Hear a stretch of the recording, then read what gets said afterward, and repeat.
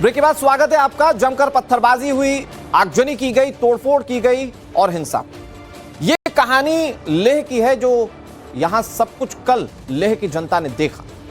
जो हुआ वो हैरान करने वाला है। इंटरनेशनल बॉर्डर के बेहद करीब इस इलाके में ऐसा बवाल होना हैरान तो करता ही है, साथ ही चिंता इस बात की भी होती है कि ये सब कुछ कोई करवा रहा है या सब अपने आप हो रहा है। सवाल यह कि कोई पर्दे के पीछे तो नहीं है जो भारत को उस समय डिरेल करना चाहता है जिस वक्त भारत दुनिया में सबसे तेज रफ्तार से आगे बढ़ रहा है। लेह हिंसा के बाद एक्शन से जुड़ी एक बड़ी खबर हम आपको बताने जा रहे हैं। पुलिस ने लेह हिंसा को लेकर बड़ा एक्शन लिया है। हिंसा के 40 आरोपियों को गिरफ्तार किया जा चुका है।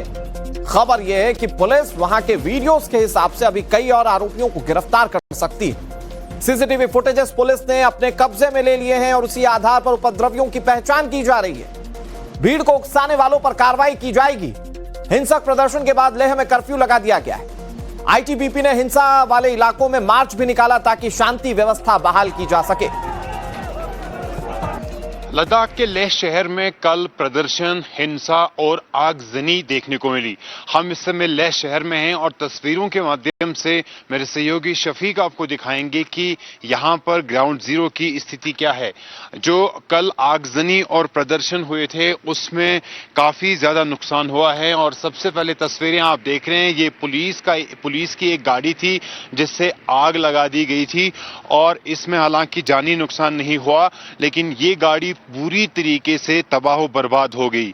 और इसी गाड़ी के ठीक सामने है भारतीय जनता पार्टी का हेडक्वार्टर और उस हेडक्वार्टर में भी जो प्रदर्शनकारी है वो घुस गए थे, युवा घुस गए थे।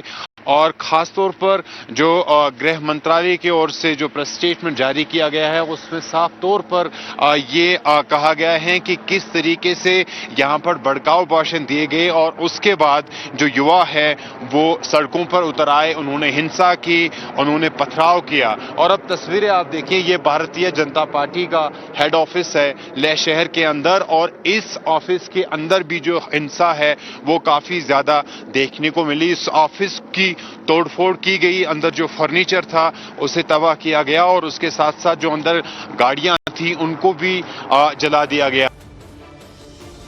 अब सवाल यह कि लेह में इतना भयंकर बवाल कैसे हो गया? ये प्रदर्शनकारी कौन थे? अचानक हिंसा क्यों भड़क उठी? इन सारी बातों के बारे में जानकारी आपको देते हैं। दरअसल लेह में पिछले कुछ समय से लद्दाख को 6th शेड्यूल में लाने की मांग की जा रही है। 6th शेड्यूल में ट्राइबल एरियाज यानी कि आदिवासी बाहुल राज्यों में प्रशासन से जुड़े प्रावधान होते हैं और इसी में लेह को लाने की मांग की जा रही है। लद्दाख में लेह अपेक्स बॉडी राज्य का दर्जा देने और 6th शेड्यूल में लद्दाख को लाने के लिए प्रदर्शन किया जा रहा था। एक धड़ा भूख हड़ताल पर बैठ गया था। इसको लेकर गृह मंत्रालय की लेह अपेक्स बॉडी यानी कि लैब और कारगिल डेमोक्रेटिक अलायंस यानी कि केडीए से 6 अक्टूबर को बातचीत होनी है। मतलब बातचीत प्रस्तावित है, उससे पहले हिंसा होगी। इस बातचीत से पहले लेह अपेक्स बॉडी के यूथ विंग का प्रोटेस्ट हिंसक हो गया और वहां पथराव और आगजनी हुई, जिसकी तस्वीरें पूरे देश ने देखी। लेकिन जब ये तस्वीरें सामने आई तो सवाल ये खड़ा हुआ कि 6 तारीख को बातचीत केंद्र सरकार से प्रस्तावित है, इन मुद्दों पर बातचीत होनी थी, लेकिन इसके बावजूद प्रदर्शन को हिंसक क्यों किया गया? इस बीच एक और बड़ी खबर, लेह हिंसा से जुड़ी इस वक्त की बड़ी खबर आपको बता रहे हैं। हिंसा मामले में सोनम वांगचुक को गिरफ्तार किया जा सकता है। इन पर आरोप लग रहा है कि इन्होंने भड़काऊ बयान दिए, इन्होंने भीड़ को उकसाया और उसके बाद ये तस्वीरें सामने आई। कांग्रेस काउंसलर की भी गिरफ्तारी हो सकती है। फुटसोक स्टेशन पर एफआईआर दर्ज की जा चुकी है और हो सकता है कि इनके खिलाफ भी पुलिस कानूनी कार्रवाई को अंजाम दे। तो लेह में हिंसा और हिंसा के बाद की 2 तस्वीर हम आपको एक साथ दिखा रहे हैं। कल जब जबरदस्त हिंसक प्रदर्शन हुआ था, आप उसकी पहली तस्वीर देख और आज की आप दूसरी तस्वीर देख रहे हैं जहां हर तरफ सिर्फ बर्बादी के निशान। ये तस्वीर आपके सामने। क्या हासिल हुआ हिंसक प्रदर्शन करने वालों? इन तस्वीरों को देखने के बाद आपके मन में यह सवाल जरूर उठा होगा। जो मांगे थी, जैसा कि मैंने पहले भी बताया कि यहां तो केंद्र सरकार बातचीत के लिए तैयार थी, बातचीत प्रस्तावित थी 6 अक्टूबर को, बावजूद इसके कुछ लोगों को सब्र क्यों नहीं हुआ? लेह सोनम वांगचुक का विरोध प्रदर्शन यहां सामने आया था। वो भूख हड़ताल पर बैठे, केंद्र सरकार से मांग की जा रही थी, कमेटी से चर्चा होनी थी, लेकिन अचानक हिंसा हो। इसके इर्द गिर्द कुछ सवाल घूम रहे हैं जो हम आपके सामने रखने जा रहे हैं। जब एबीएल केडीए की केंद्र के साथ 6 अक्टूबर को बैठक होनी थी, दोनों संगठन 25-26 सितंबर को बैठक की मांग कर रहे थे। मतलब 6 अक्टूबर को बैठक प्रस्तावित थी, वो कह रहे थे 25 और 26 सितंबर को ही आप बैठक कर लीजिए। सरकार दोनों संगठनों की मांग पर विचार भी कर रही थी। तो फिर उसके बाद सोनम वांगचुक ने भूख हड़ताल जारी क्यों रखी? वो अपनी जिद पर अड़े क्यों रहे? मांग करने के साथ साथ उन्होंने भड़काऊ भाषण क्यों दिए? लोगों को प्रवोक करने की कोशिश क्यों की? ये बहुत बड़ा सवाल है।